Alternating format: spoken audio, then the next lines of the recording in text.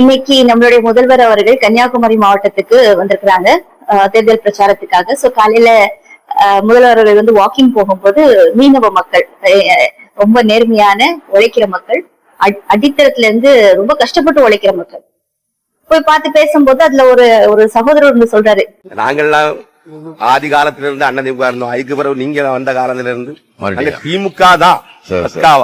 சரி பண்ணிட்டோம், நம்பிக்கை கண்டிப்பா போடும். அது முதல்வர் அவர்கள் கேட்கல, அவரு சொல்லி ப்ரூடா விட்டுருக்கலாம். நான் பரம்பரையே எனக்கு திமுக தான் அவர் சொல்லிருக்கலாம். அவர் அப்படிலாம் சொல்லல, ரொம்ப நேர்மையா ஆமாங்க நான் அதிமுக தான், ஆனா இனி நான் திமுகக்கு தான் ஓட் பண்ணுவேன் அப்படின்னு சொன்னதுல அவரோட நேர்மையும் இந்த ஆட்சியோடைய தரமும் தெரிஞ்சிச்சு. அது ஃபர்ஸ்ட் புரிஞ்சுக்கணும். அதிமுக சொல்லிட்டு இப்படி சொல்லிட்டாரெல்லாம் நினைக்க முடியாது. சோ மாற்று கட்சிக்காரங்களையும் நேசிக்க வச்ச ஒரு முதல்வர், மாற்று கட்சிக்காரங்களும் ஃபீல் பண்ண வச்ச ஒரு முதல்வர், நம்ம எங்களுக்கு ஓட் படம் போயிட்டோமே அப்படின்ற ஒரு முதல்வர் எனக்கு தெரிஞ்ச முதல் முறையா என்னோட ஜெனரேஷன்ல நம்ம ஜெனரேஷன் நம்ம பாக்குறோம். சோ இது ரொம்ப சந்தோஷமா இருந்துச்சு. இப்ப நான் ஏன் திமுகவை ஆதரிக்கிறேன் அப்படின்ற ஒரு விஷயம் இருக்கும் இல்லையா. இப்ப நமக்கு இங்க மகளிர் விடியல் பிறந்திருக்கு. நீ நிறைய பெண்களுக்கு, வயசானவங்களுக்கு, லோவர் மிடில் கிளாஸ்க்கு எல்லாருக்குமே அது ரொம்ப ஹெல்ப்ஃபுல்லா இருக்கு. நீங்க அதுல யாரு போனோம், இங்க யாரு எவரு சாதி மதம் எல்லாம் பார்க்காம உங்களுக்கு டிக்கெட் கிடைச்சிடும். பெண்ணா இருந்தீங்கன்னா போதும், உங்களுக்கு ஃப்ரீ டிக்கெட் கிடைச்சிடும். இந்த திட்டத்துக்காக நம்ம கேட்கப்பட்ட மெட்ரோவை மத்திய அரசாங்கம் நிராகரிக்குது, ஒன்றிய அரசாங்கம் அதை நிராகரிக்குது. இது யூடியூப்லயுமே இவரோட நம்ம பிஎம் உடைய இன்டர்வியூ இருக்கும், மூலர்களுடைய அதை பாருங்க. அவர் ஹிந்தில தான் பேசியிருப்பாரு, வேணா சப்டைட்டில் கூட போட்டு பாத்துக்கோங்க, இல்ல டிரான்ஸ்லேட்டர் கூட இப்ப யூஸ் பண்ணிக்கலாம். இதுக்கு கொடி பிடிச்சாதீங்க, திமுக தான் உங்களை ஹிந்தி படிக்காம ஆக்க வச்சிச்சு அப்படின்னு சொல்லிட்டு எல்லாம் சொல்லி நாங்க டயர்ட் ஆயிட்டோம். அப்போ அவர் என்ன சொல்றாரு அப்படின்னா, பிஎம் ஒரு இன்டர்வியூ கேட்கும்போது, எங்க எல்லாத்துலயும் ஃப்ரீ பஸ் இருக்கும்போது நீங்க அங்க மெட்ரோ கேக்குறீங்க, அது எப்படி சரியா இருக்கும், அங்க அப்புறம் எப்படி மெட்ரோக்கு பிசினஸ் ஆகும்னு கேக்குறாரு.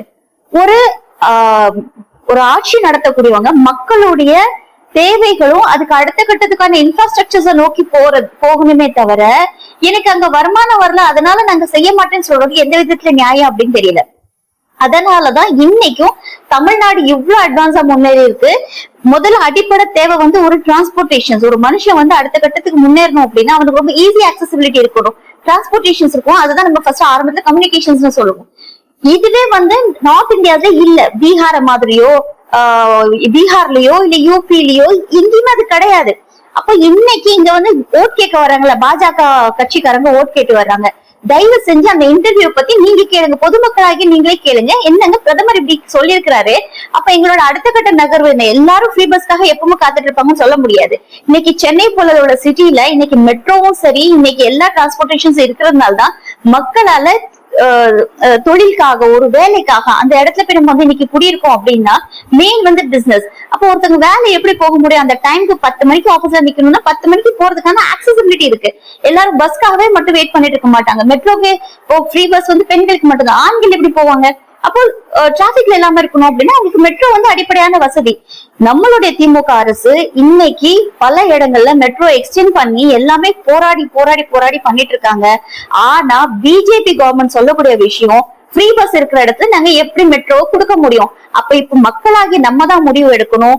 நம்மளை பத்தி யோசிக்கிற ஆட்சி எந்த ஆட்சி, நம்மளை பத்தி யோசிக்கிற கட்சி எந்த கட்சி, யாருக்கு நம்ம ஓட் பண்ணோம்னா அடுத்த கட்ட லெவலுக்கு போவோம், இல்லைன்னா எங்க மாடு மேய்ச்சிட்டு இருப்போம் அப்படின்னு நம்ம தான் முடிவெடுக்கணும்.